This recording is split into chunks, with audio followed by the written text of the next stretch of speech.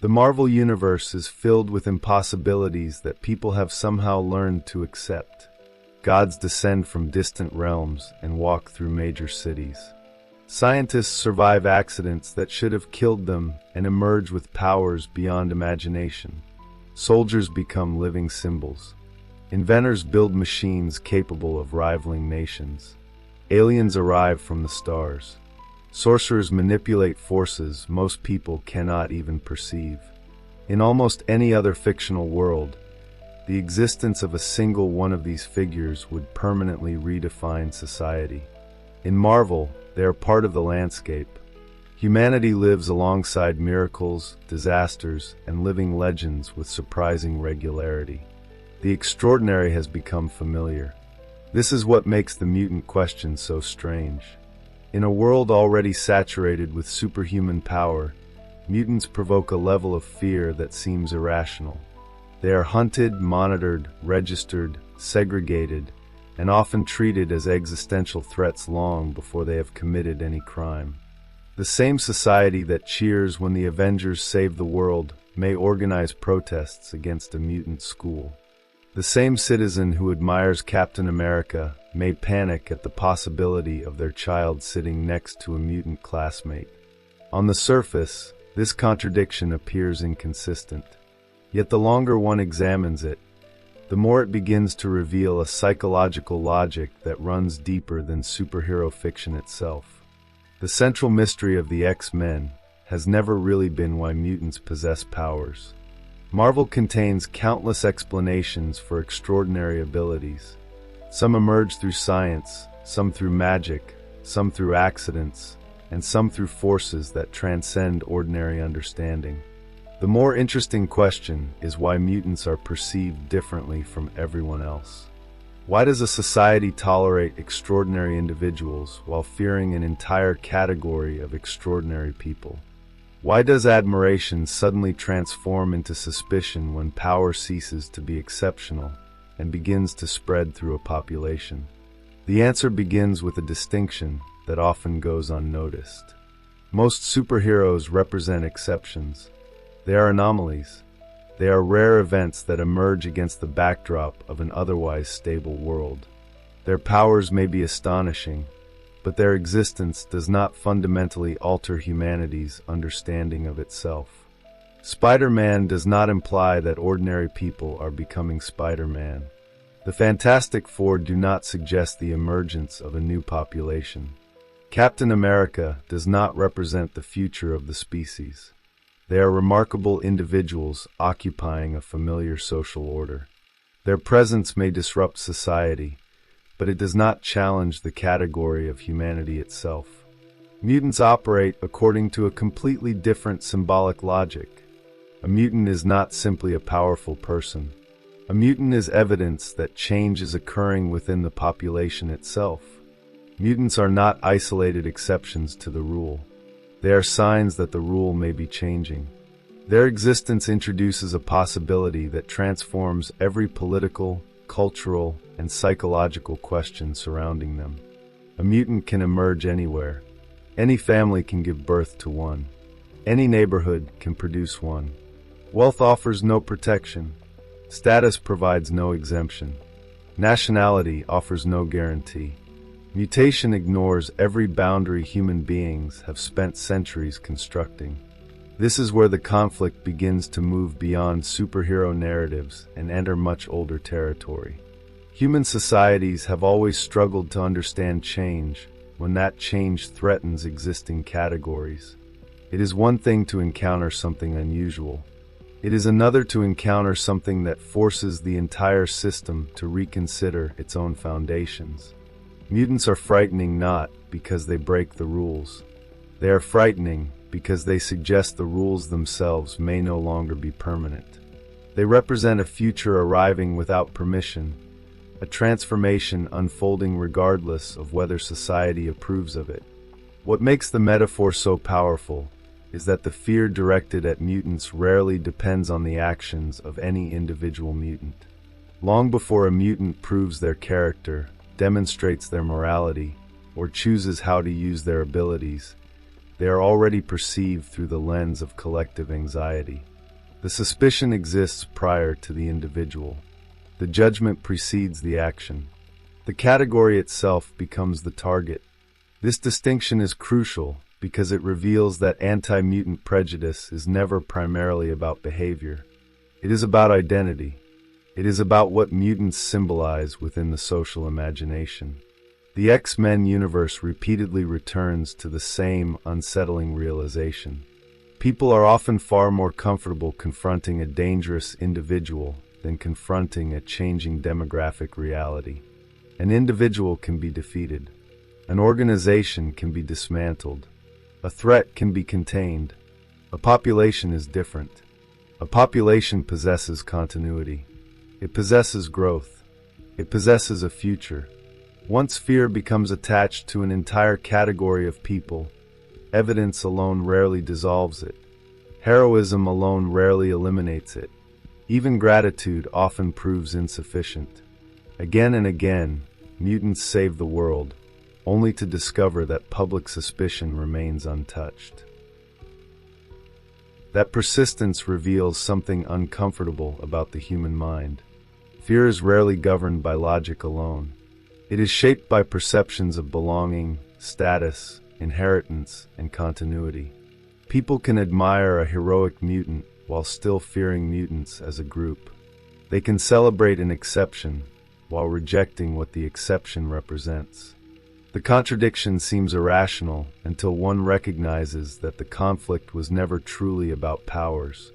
Powers merely provide the visible surface. Beneath that surface lies a deeper concern about who occupies the center of society and who may eventually replace them there. Perhaps this is why the X-Men endure as one of the most psychologically resonant myths in modern popular culture. Their story is not fundamentally about battles between heroes and villains. It is about a society confronting visible evidence that change is inevitable. It is about what happens when evolution ceases to be an abstract scientific concept and becomes a living presence in everyday life. It is about the tension that emerges when one group sees itself as the future while another fears becoming part of the past. And most importantly, it is about the unsettling possibility that humanity's greatest fear is not extinction through violence, but obsolescence through succession. The mutant question persists because it forces a civilization to confront a possibility few societies ever face willingly. What happens when the future begins to arrive before the present is ready to let go? To understand why mutants occupy such a unique position within Marvel's social landscape, it is necessary to step back from the conflict itself and examine the world that existed before mutants became impossible to ignore. The Marvel Universe did not begin as a society confronting evolutionary change. It began as a society confronting extraordinary individuals. Again and again, its earliest heroes emerged through singular events. A laboratory accident, a scientific breakthrough, a military experiment, a cosmic encounter. Their stories followed a familiar pattern. Something unusual happened to someone, and that individual was forced to decide what kind of person they would become. The drama centered on character. Power was important, but morality remained the true battleground. This framework created a relatively stable relationship between society and superhumanity. Heroes could be admired because they remained understandable. However powerful they became, they still belonged to the same symbolic category as everyone else. They represented exceptional humans rather than a different form of humanity. Even figures who possessed godlike abilities could be incorporated into existing narratives. They became celebrities, protectors, soldiers, scientists, adventurers, or cautionary tales. Their powers were extraordinary, but their place within society remained recognizable. They reinforced the assumption that humanity occupied the center of its own story. The arrival of mutants quietly disrupted that assumption. Unlike most superheroes, mutants did not emerge through isolated incidents. They emerged through birth. Their powers were not acquired. They were inherited. More importantly, they were inheritable. This transformed mutation from an individual phenomenon into a population phenomenon. Suddenly, society was no longer confronting remarkable exceptions. It was confronting the possibility of an expanding demographic whose existence followed rules beyond human control. Mutation introduced a force that resembled nature itself. Unpredictable, decentralized, impossible to negotiate with. What makes this distinction psychologically fascinating is that humans have historically been far more comfortable with controlled transformation than uncontrolled transformation. Change becomes easier to accept when it appears voluntary, limited, or temporary. Society admires pioneers because pioneers are rare. Society celebrates innovation because innovation appears manageable. But the emotional response changes dramatically when transformation begins operating at the level of populations. At that point, the issue ceases to be individual achievement and becomes collective uncertainty. The question is no longer who possesses power. The question becomes what kind of future is taking shape. Mutants therefore enter the Marvel Universe carrying a symbolic burden that no other superhuman group possesses. They do not merely represent difference. They represent succession. Every discussion about mutants eventually drifts toward the future because mutants are fundamentally a future-oriented phenomenon. Their existence implies continuation, expansion, growth. They are not a temporary disruption of the social order. They are evidence that the social order itself may be evolving into something new. Whether that future appears hopeful or threatening depends entirely on where one stands within the existing structure. This tension becomes visible through the two figures who dominate the ideological landscape of mutant history. Charles Xavier and Eric Lencher are often presented as political rivals, but their deeper significance lies elsewhere. Together they function as competing responses to the same realization. Both men understand that mutation represents an irreversible transformation in human history. Both recognize that coexistence will not emerge automatically. Both understand that fear is already shaping the relationship between humans and mutants. Their disagreement concerns neither the diagnosis nor the existence of the problem. It concerns the strategy for surviving it. Xavier approaches the conflict from the perspective of integration. His dream rests on the belief that familiarity can overcome fear. He treats prejudice as a failure of perception. If humans and mutants can learn to see one another clearly, then coexistence becomes possible. The X-Men themselves embody this philosophy. They are not merely superheroes. They are living demonstrations. Every rescue mission, every act of heroism, every sacrifice serves a symbolic purpose beyond immediate victory. The team continually attempts to prove that mutants belong within the moral community of humanity. Their actions are designed to challenge the narrative that mutants represent an invading force. Yet Xavier's position contains a hidden fragility. It assumes that fear emerges primarily from misunderstanding. It assumes that exposure and experience will gradually dissolve hostility. The tragedy of the X-Men is that reality repeatedly complicates this assumption. Again and again, mutants save the people who hate them. Again and again, evidence fails to eliminate prejudice. Again and again, society returns to the same anxieties despite overwhelming proof that mutants are capable of heroism.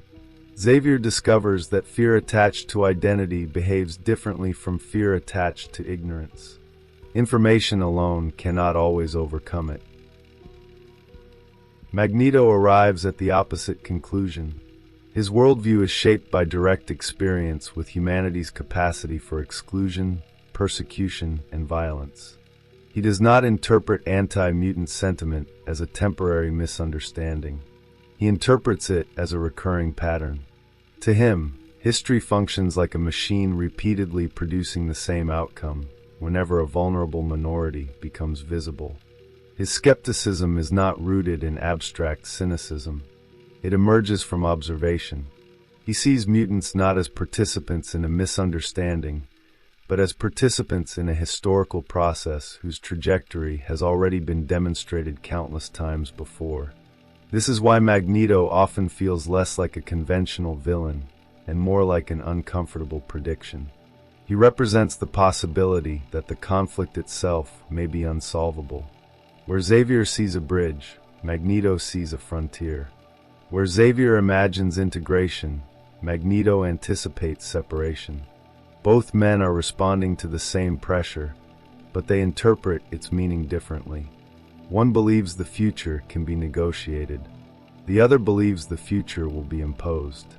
What makes their rivalry so enduring is that neither perspective can be dismissed entirely. The world of the X-Men repeatedly provides evidence for both positions. Moments of solidarity occur. Genuine coexistence emerges. Human allies stand beside mutant communities. Yet these victories are continually shadowed by new waves of fear, new registration programs, new acts of persecution, and new attempts to control mutant existence. The narrative refuses to grant either side complete validation because the conflict itself operates at a deeper level than policy or ideology. That deeper level becomes particularly visible through the way mutation manifests. Most mutants discover their abilities during adolescence, a period already associated with instability, uncertainty, and transformation. This narrative choice is often discussed as a metaphor for marginalized identities, but its significance extends further. Adolescence represents one of the few universal experiences in which individuals become unfamiliar even to themselves. Bodies change, emotions intensify, relationships reorganize, social roles become unstable. The individual who emerges may not resemble the child who existed before. Mutation amplifies this experience into something impossible to ignore. Powers erupt unexpectedly. Control becomes uncertain. Families struggle to understand what is happening. Communities react with fear or confusion.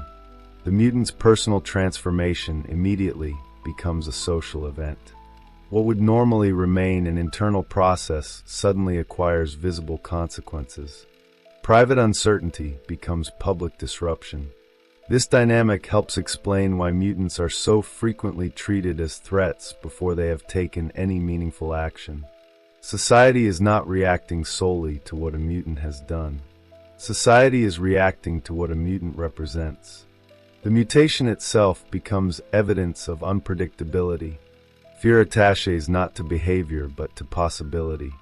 The individual becomes a screen onto which collective anxieties are projected. Long before the mutant chooses an identity, society has already assigned one. By this point, the central conflict of the X-Men begins to reveal its true structure. The struggle is not fundamentally between humans and mutants, nor is it simply a battle between tolerance and prejudice.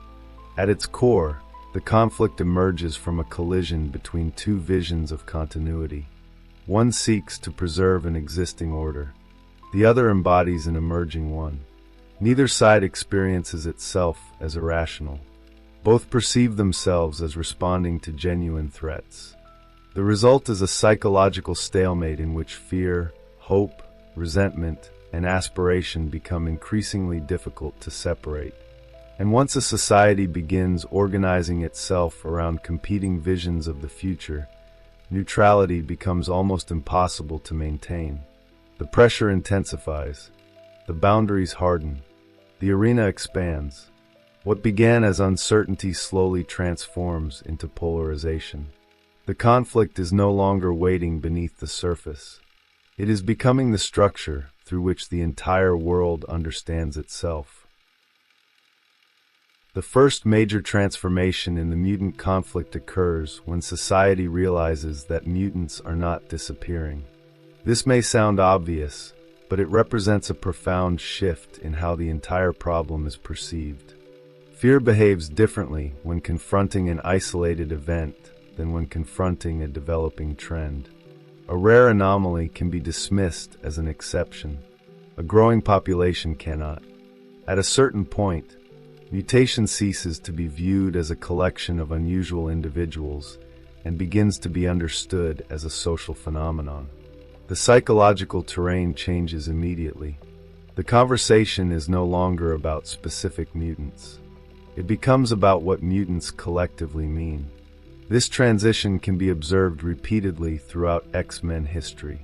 Early encounters often focus on individual cases. A mutant appears. Authorities react. Communities panic. Questions emerge regarding responsibility, danger, and control. Yet as mutant numbers increase, the public imagination starts constructing a larger narrative. Individual stories lose importance. Patterns become the focus. Society begins connecting isolated events into a single framework. Every new mutant becomes another piece of evidence supporting pre-existing assumptions. The category acquires more symbolic weight than the person. Something remarkable happens at this stage. Mutants stop functioning as individuals in the public imagination and begin functioning as representatives. Every action becomes amplified. Every mistake becomes generalized. Every act of violence becomes evidence of collective danger. Every act of heroism becomes dismissed as an exception. The standard applied to mutants gradually shifts. Ordinary citizens are judged as individuals. Mutants are judged as a population. The burden of representation becomes unavoidable. This dynamic reveals one of the most persistent features of collective fear. Human beings rarely evaluate groups using the same standards they apply to individuals. Once a category becomes associated with anxiety, perception begins organizing itself around confirmation rather than observation. Evidence that reinforces existing fears receives disproportionate attention. Evidence that contradicts those fears struggles to gain traction. The public no longer encounters mutants directly. It encounters a narrative about mutants. That narrative increasingly becomes more influential than reality itself. The X-Men find themselves trapped within this process.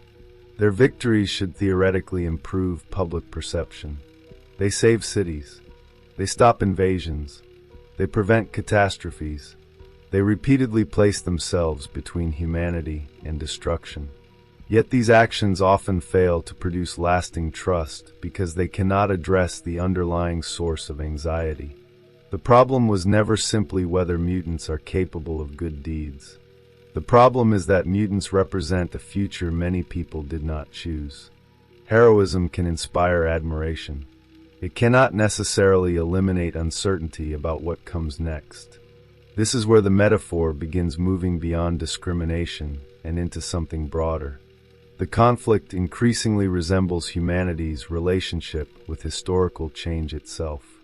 Throughout history, societies have often tolerated exceptional outsiders while resisting demographic transformation.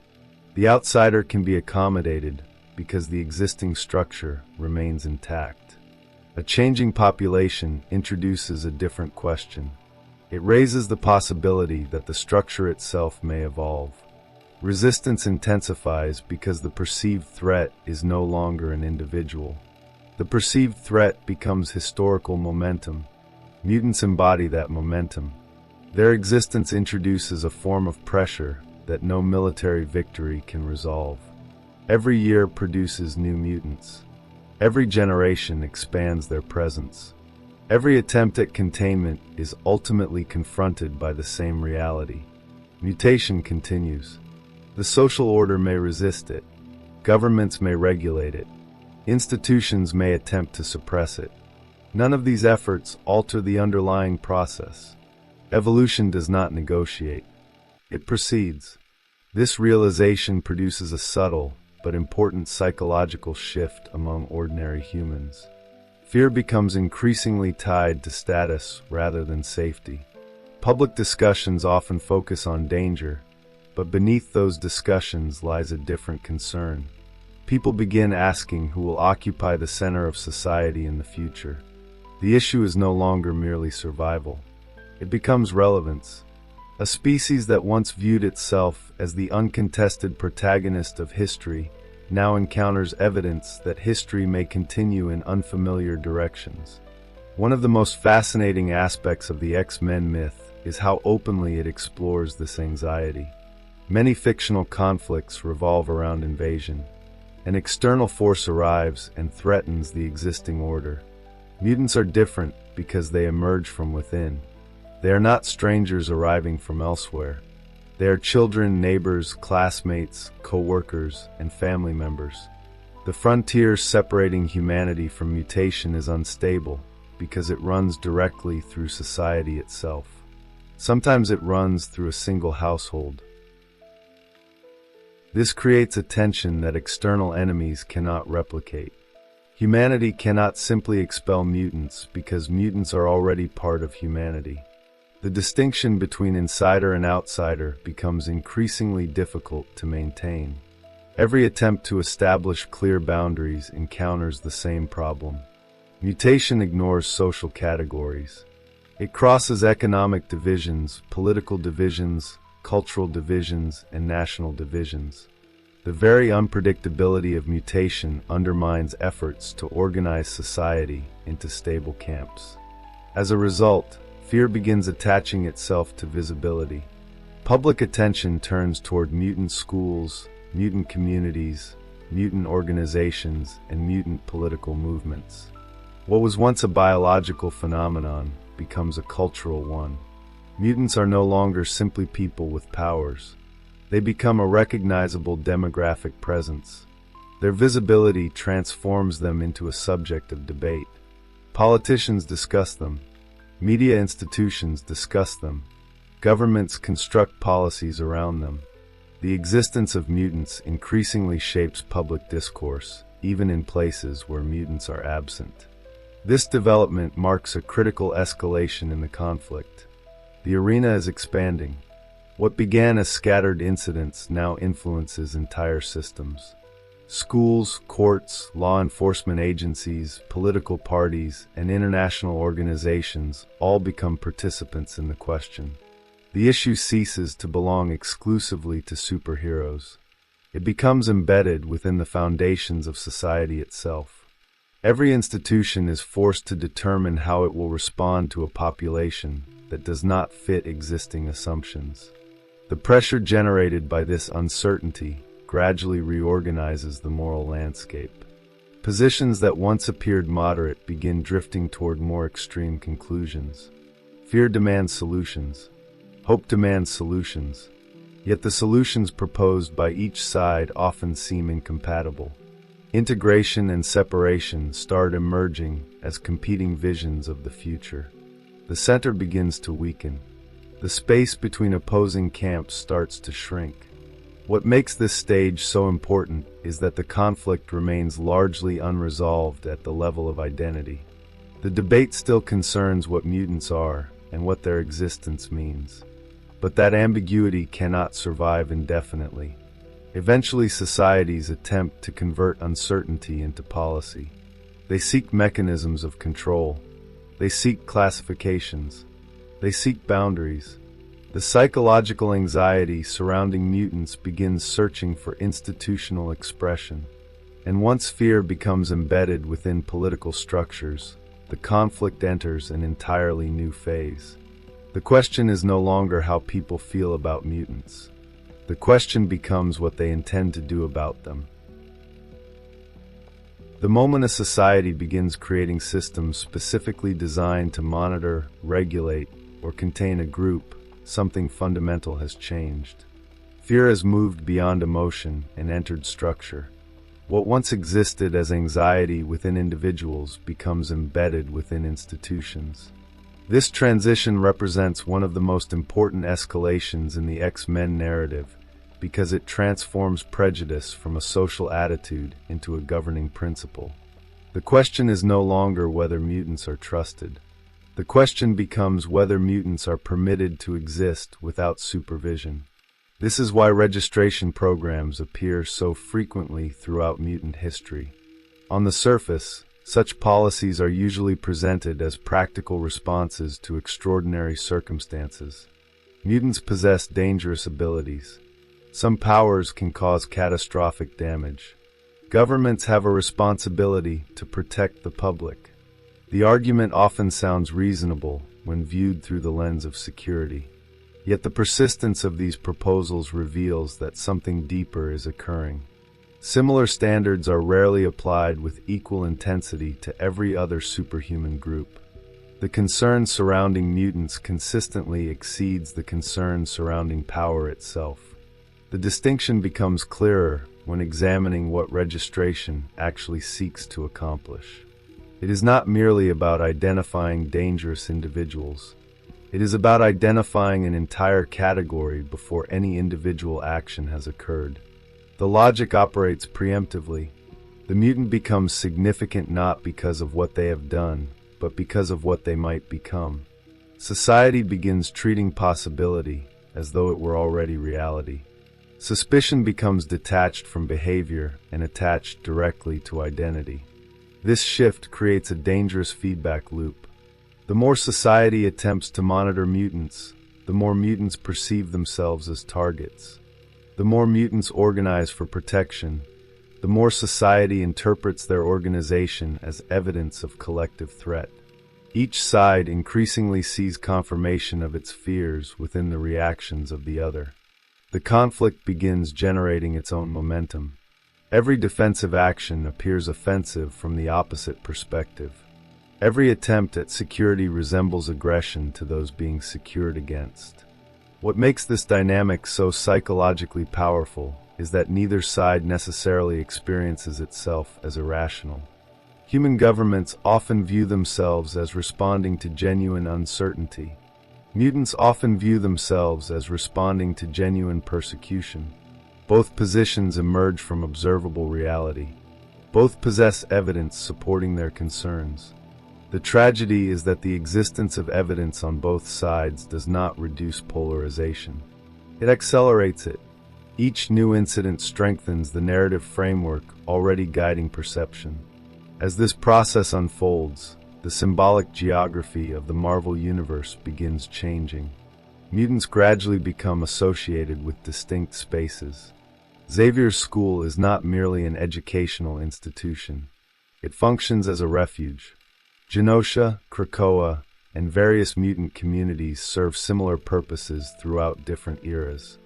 These locations emerge because ordinary social spaces become increasingly contested. The more difficult coexistence becomes, the more attractive separation appears. Territory acquires symbolic importance. This development introduces a profound irony. Xavier's dream was originally built around integration. The goal was participation within broader society. Yet the hostility directed toward mutants repeatedly encourages the formation of independent spaces. Places of safety become places of identity. Places of identity become places of political significance. The very effort to exclude mutants often strengthens mutant solidarity. Pressure creates cohesion. External opposition generates internal unity. History repeatedly demonstrates this pattern. Groups facing collective suspicion often develop stronger internal bonds precisely because external acceptance remains uncertain. The mutant experience follows a similar trajectory. Shared vulnerability produces shared identity. Shared identity produces shared narratives. Over time, mutants increasingly begin viewing themselves not merely as individuals who happen to possess powers, but as participants in a common historical experience. This evolution carries enormous consequences because it alters how the conflict is understood by both sides.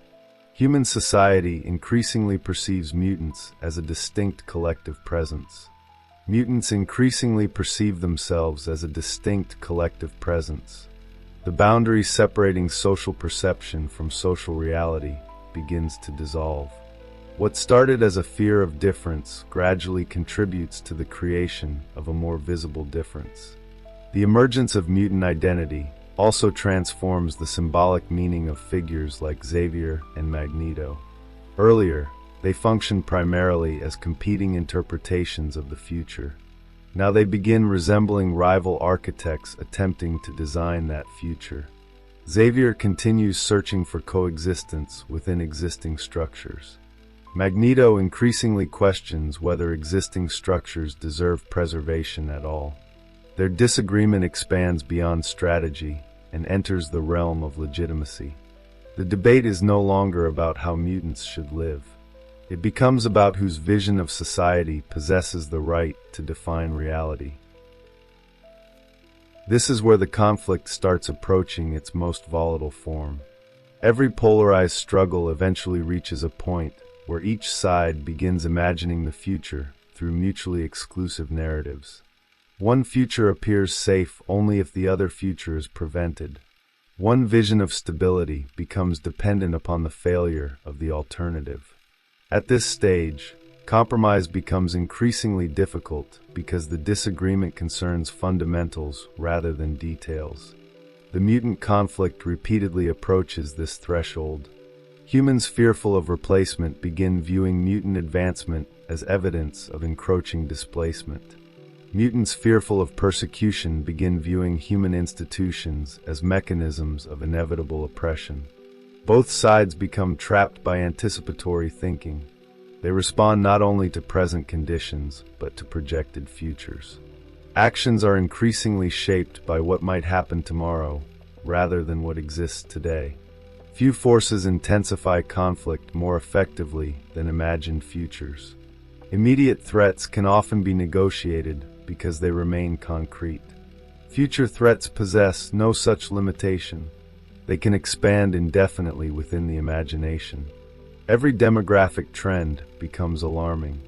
Every political shift becomes symbolic. Every technological development acquires ideological significance.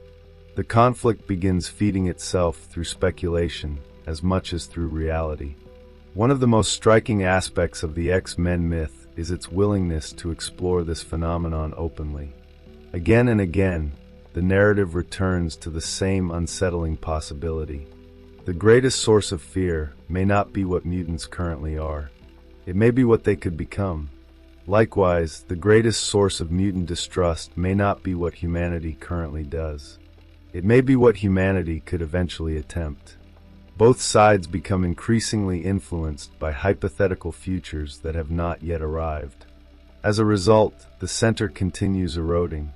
Trust becomes harder to sustain. Suspicion becomes easier to justify. Political movements gain influence by offering certainty.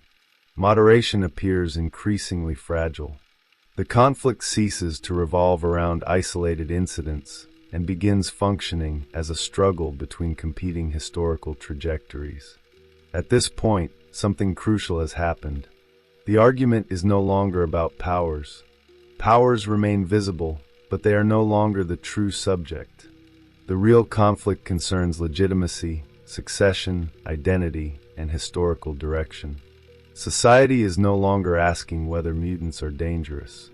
Society is asking who the future belongs to. And once a conflict reaches that stage, its consequences extend far beyond the people directly involved. The struggle begins reshaping culture itself.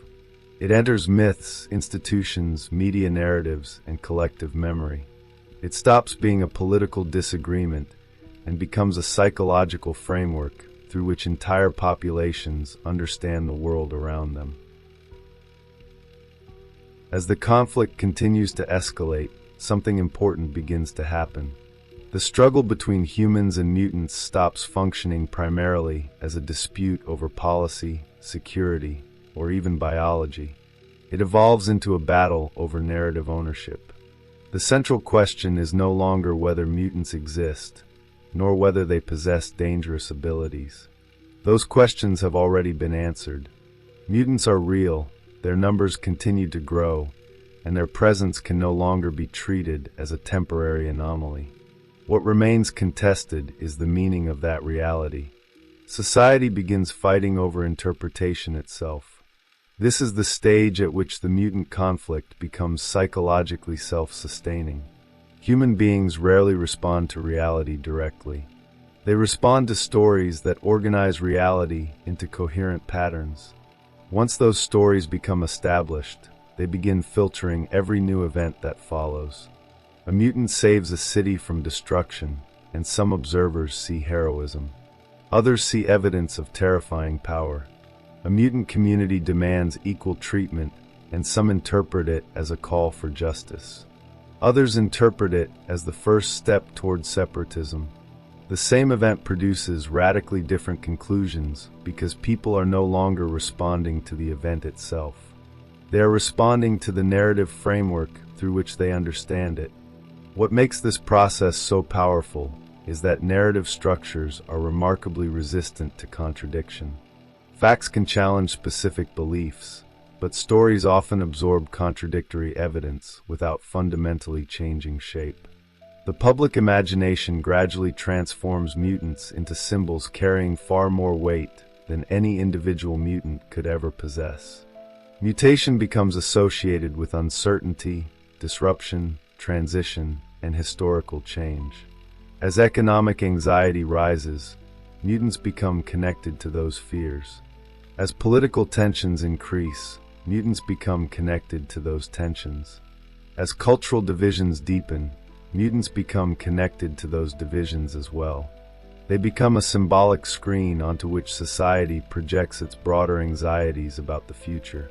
At the same time, an equivalent process unfolds within mutant communities themselves. Years of persecution do not merely create fear. They create historical memory. Individual experiences begin connecting into larger narratives about how society behaves when confronted with visible difference. Every discriminatory law becomes part of a recognizable pattern. Every act of violence acquires historical resonance. Every attempt at regulation reinforces the perception that acceptance remains conditional. Mutants increasingly understand themselves not simply as individuals facing isolated prejudice, but as participants in a continuing historical struggle whose contours become easier to recognize with each passing generation.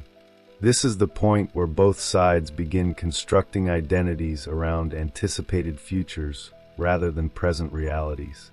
Human fears become oriented toward what mutants might eventually become. Mutant fears become oriented toward what humanity might eventually do. Neither side is responding exclusively to current conditions. Both are responding to projected outcomes. The imagination becomes a political force. Potential futures begin shaping present decisions. Speculation acquires the same emotional weight as experience. The brilliance of the X-Men myth lies in its refusal to simplify this dynamic. The narrative repeatedly demonstrates that both fears contain elements of truth. Humanity's anxiety is not entirely irrational. Mutants genuinely represent a significant evolutionary development. Some possess abilities capable of reshaping entire civilizations. Others openly advocate mutant dominance or predict the eventual decline of ordinary humanity. These possibilities exist within the world and cannot be dismissed outright. The fear of transformation draws strength from observable reality. Mutant fears emerge from equally tangible experiences. Time and again, they face exclusion, surveillance, segregation, and violence. Entire institutions are constructed around managing their existence. Political movements gain support by promising greater control over mutant populations. Governments repeatedly consider measures that would never be tolerated if directed toward other groups. The fear of persecution is not theoretical. It is reinforced by direct observation. The history of mutant existence provides ample reason to distrust assurances that tolerance will inevitably prevail. Because both sides possess evidence supporting their concerns, the conflict becomes extraordinarily difficult to resolve. Neither group experiences itself as the aggressor. Each perceives itself as reacting to dangers generated by the other. Humanity fears displacement and responds defensively. Mutants fear oppression and respond defensively. Yet those defensive responses are often interpreted as aggression by the opposing side. The result is a cycle in which every action appears to validate existing assumptions. Fear becomes self-reinforcing. The conflict acquires momentum independent of the individuals participating in it. Visibility intensifies this process even further. Mutants occupy a unique position within the cultural spotlight. Their existence is not merely political. It is symbolic. Every public incident involving mutants becomes amplified because the broader society already views mutation as a question about the future itself. Individual actions acquire representative significance. A single mutant's mistake becomes evidence regarding mutant kind. A single mutant's heroism becomes evidence regarding mutant kind. The burden of representation grows so heavy that individuals increasingly disappear beneath the categories assigned to them. This pressure transforms figures such as Xavier and Magneto into something larger than political leaders. They become symbolic centers of gravity around which competing visions of the future begin organizing themselves. Their personal beliefs remain important, but their cultural significance extends far beyond those beliefs. Entire populations project hopes, fears, expectations, and frustrations onto them. They cease functioning merely as men. They become narratives embodied. Every decision they make reverberates through a conflict that has grown larger than any individual participant. The X-Men themselves experience a similar transformation. Unlike many superhero teams, they cannot separate heroism from identity. Every mission carries multiple layers of meaning. When they save lives, they are not only preventing tragedy, they are challenging narratives. When they act with restraint, they are contesting assumptions. When they fail, the consequences extend beyond the immediate situation. Their actions are constantly interpreted through the lens of a broader cultural struggle concerning legitimacy, belonging, and social acceptance. They fight villains, but they also fight the stories people tell about them. This explains why victories within the X-Men universe often feel incomplete. Physical threats can be defeated, catastrophes can be prevented, cities can be saved, yet the deeper conflict remains untouched because its foundations exist within collective perception. The central struggle is no longer located on a battlefield. It exists within institutions, communities, media narratives, public discourse, and historical memory. It survives because it is embedded within the way different groups imagine themselves and one another. By this stage, the original question has been transformed.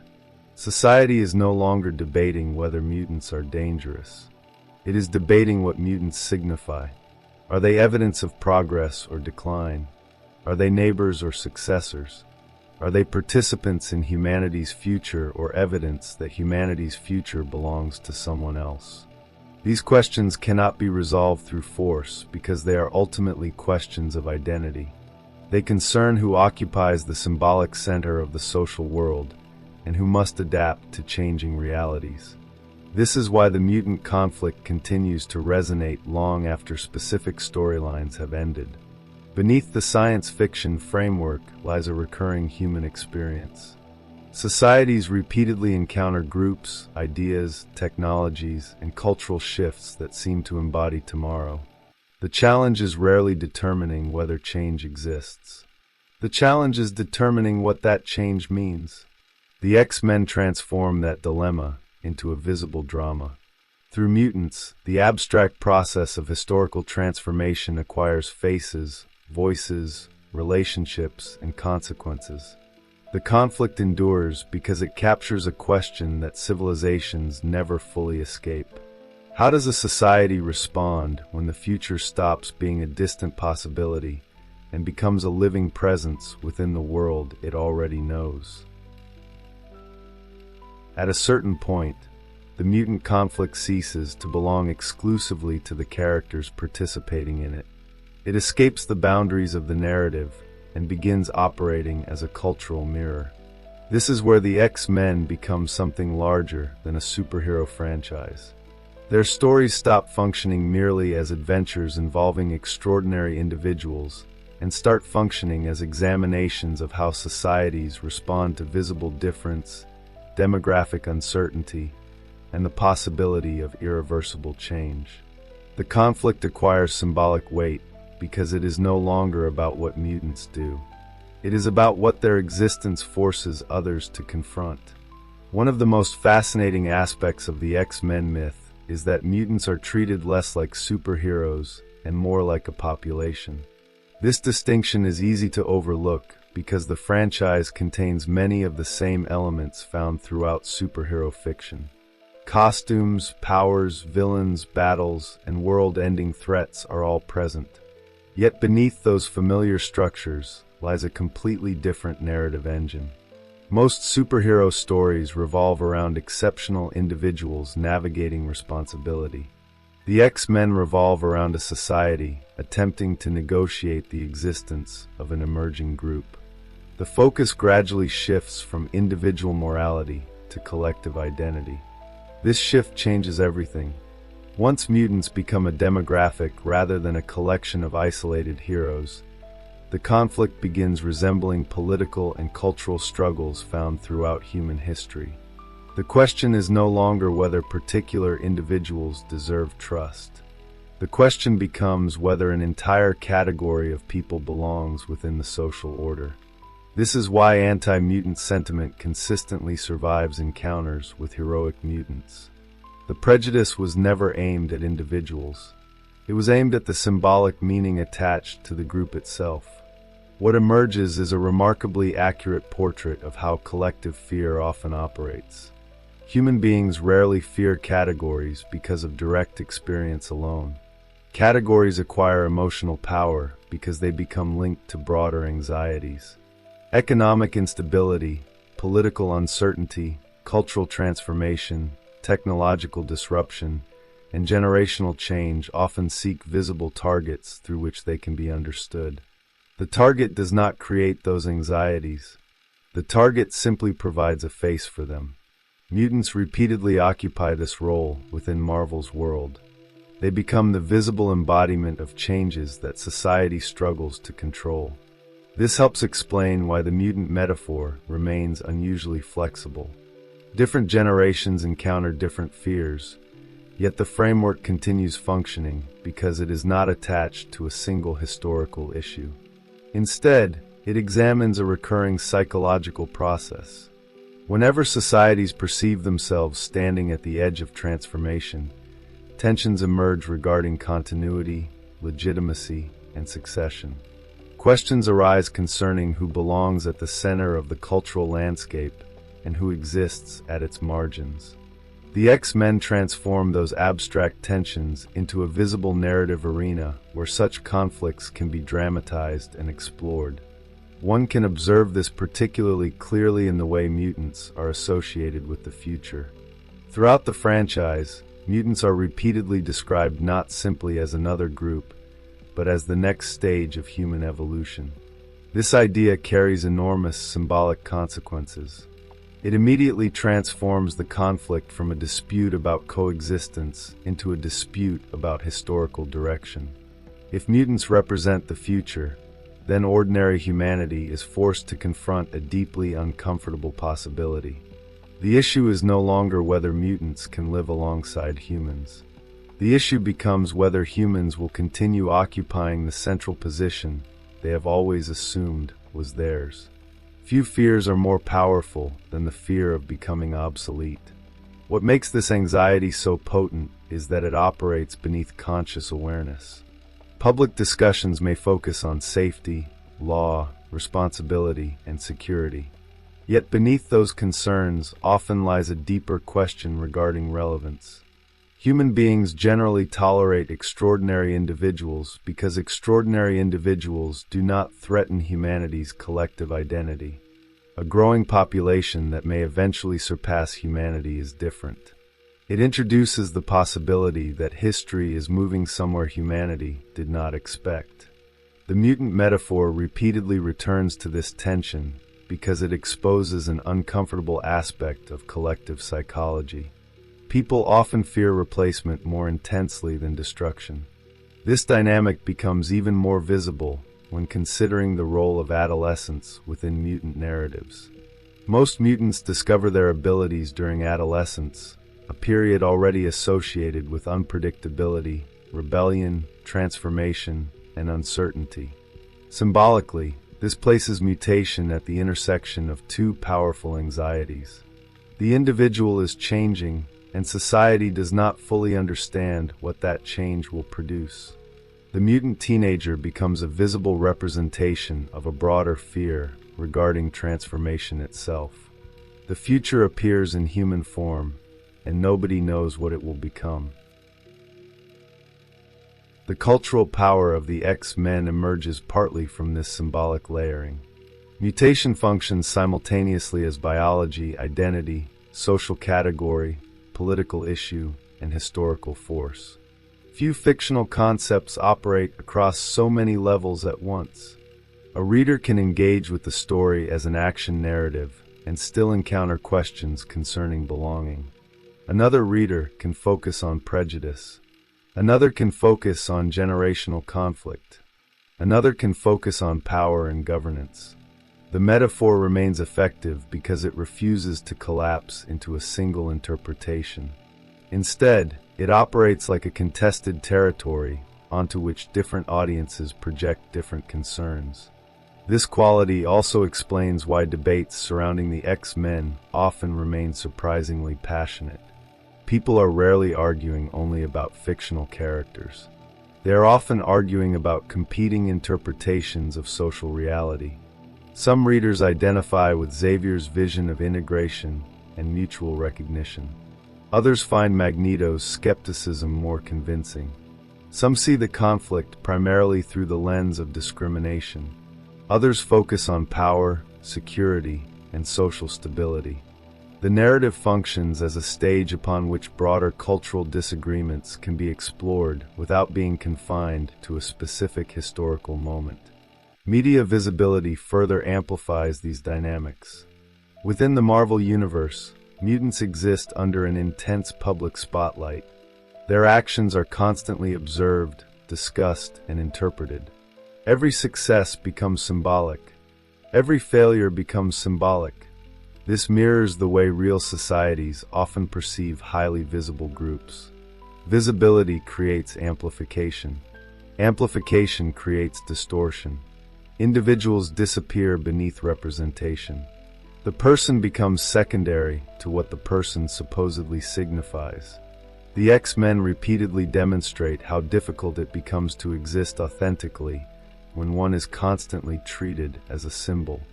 This symbolic burden extends beyond the characters and into popular culture itself. The X-Men occupy a unique place within the superhero genre because they transformed questions of identity into the central engine of their mythology.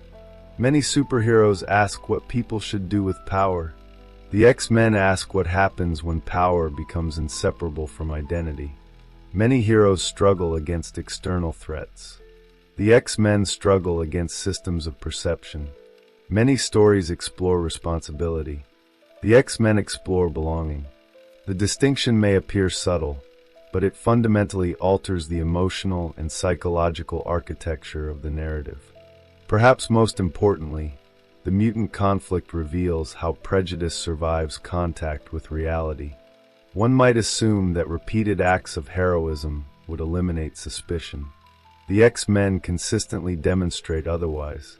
Prejudice often persists because it serves functions unrelated to evidence. It organizes uncertainty. It simplifies complexity. It provides explanations for changes that feel overwhelming. When a group becomes associated with collective fears, contradictory evidence frequently loses its persuasive power. The existence of heroic mutants does not automatically dismantle anti-mutant narratives because those narratives are not sustained by facts alone. They are sustained by meaning. This may be the most unsettling observation embedded within the entire franchise. Human beings often imagine themselves as rational observers who update beliefs when confronted with sufficient evidence. The X-Men repeatedly challenge this assumption. Again and again, characters encounter overwhelming proof that mutants are capable of courage, sacrifice, compassion, and heroism. Again and again, fear returns. Not because people are incapable of recognizing goodness, but because goodness does not automatically resolve anxieties concerning identity, continuity, and change. The result is a conflict that transcends the boundaries of superhero fiction. Beneath the costumes and powers lies an examination of how societies respond when confronted with visible evidence that the future may not resemble the present.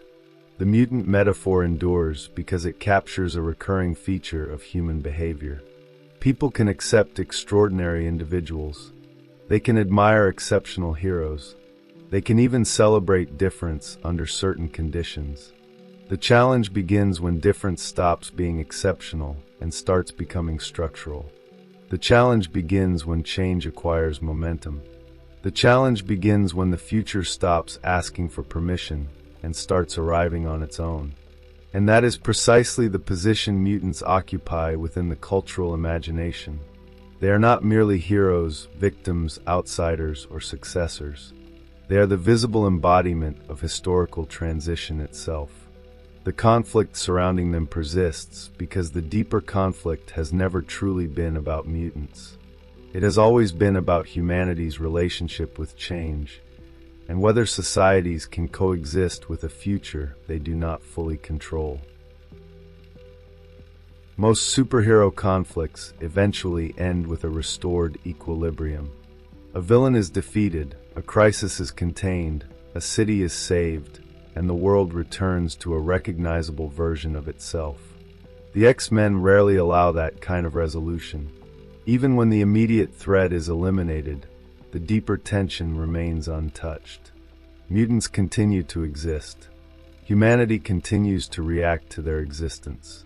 The pressure that generated the conflict in the first place survives every victory because it was never rooted in a specific event. It was rooted in the meaning attached to that event. This is why the mutant question never truly reaches a conclusion. The conflict is not sustained by circumstance. It is sustained by perception. Across decades of stories, mutants repeatedly demonstrate qualities that should, in theory, dismantle every argument made against them. They save lives. They protect communities. They sacrifice themselves for strangers. They defend a society that often refuses to defend them in return. If prejudice were purely a matter of evidence, the conflict would have collapsed long ago under the weight of contradictory experience. Yet the opposite occurs. The prejudice survives. It adapts. It reappears under new forms and new justifications. The persistence of anti-mutant sentiment reveals that the struggle was never fundamentally about what mutants do. It was about what mutants represent. That distinction becomes increasingly important when examining the long-term legacy of the X-Men. Throughout their history, mutants occupy an unusual symbolic position. They are not outsiders arriving from beyond society. They are produced by society itself. They emerge from ordinary families, ordinary communities, and ordinary lives. They cannot be cleanly separated from the world that fears them because they originate within that world. Every attempt to construct a clear boundary between humans and mutants eventually encounters the same problem. The boundary is unstable. It refuses to remain fixed. Mutation continues crossing every social, political, economic, and cultural line humanity creates. This instability transforms the mutant conflict into something larger than a dispute over coexistence. At its deepest level, the narrative becomes an examination of how societies respond when familiar categories begin to lose their certainty. Human beings rely on categories to organize reality. They establish boundaries between groups, identities, and roles. Those boundaries create a sense of order. Mutants disrupt that order because they introduce a form of change that cannot be fully predicted or controlled. Their existence places pressure on the structures people use to understand themselves. The conflict endures because the pressure never disappears. Over time, the mutant question becomes less about the relationship between two groups and more about the relationship between continuity and transformation. Humanity occupies one side of that symbolic equation. Mutation occupies the other. Neither side functions purely as a biological category. Each becomes a narrative force. Humanity increasingly represents attachment to an established social order. Mutation increasingly represents the emergence of an uncertain future. The tension between them persists because every society, regardless of era, eventually confronts a version of the same dilemma.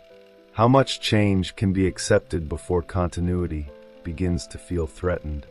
What makes the X-Men particularly powerful as modern mythology is their refusal to simplify this dilemma into a moral lesson. The narrative never fully endorses the fear of mutants, but neither does it entirely dismiss the anxieties surrounding them. Instead, it forces both perspectives into prolonged confrontation. Readers are repeatedly asked to inhabit a world where transformation is both necessary and unsettling. A world where the future carries promise and disruption simultaneously.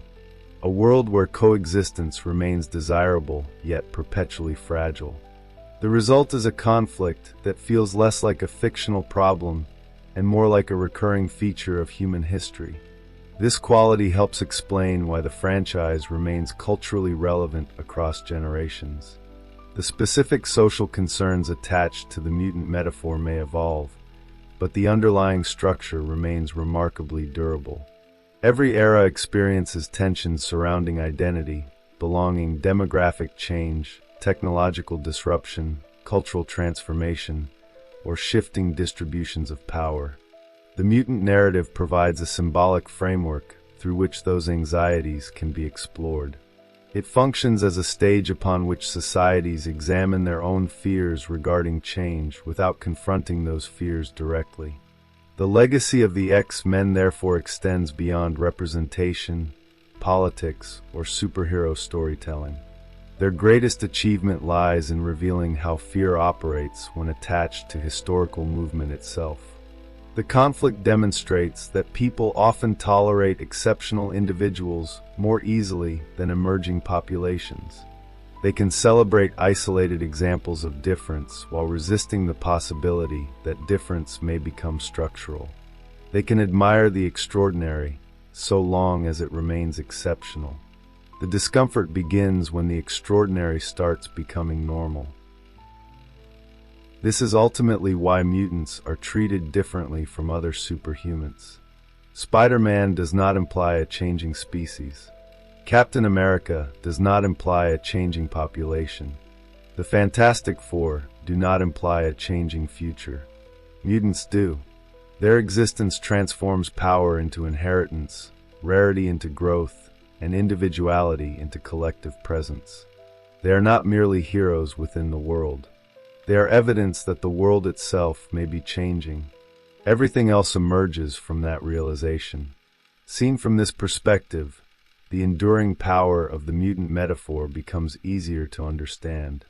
The conflict survives because it captures one of the most persistent tensions within collective psychology. Human beings are capable of admiring progress while simultaneously fearing its consequences. They can celebrate transformation in the abstract while resisting its appearance in concrete form. They can welcome the future as an idea while feeling threatened when the future arrives as a living reality standing directly in front of them. The X-Men endure because they transform that contradiction into narrative form. Beneath every battle, every political struggle, every ideological disagreement, and every attempt at coexistence lies the same fundamental question. What happens when a society encounters visible evidence that history is moving beyond the structures through which it understands itself? The franchise never provides a definitive answer because no society has ever provided one. Instead, it continually returns to the tension itself, examining it from new angles, through new generations, and under new circumstances. In the end, the mutant conflict does not resolve because the forces sustaining it are permanent features of the human condition. The desire for continuity does not disappear. Neither does the pressure of change. They remain locked together, generating friction, adaptation, resistance, and transformation. The X-Men simply make that process visible. They give it faces, voices, institutions, communities, hopes, and fears.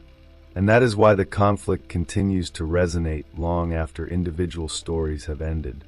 It is not ultimately a story about mutants. It is a story about what happens when the future becomes impossible to ignore. It is a story about how societies respond when the next chapter of history stops existing as an abstraction and begins living among them. Most importantly, it is a story about a fear that remains as powerful today as it was when the X-Men first appeared. Not the fear of destruction, but the fear of standing at the edge of a changing world and realizing that the future may no longer need permission to arrive.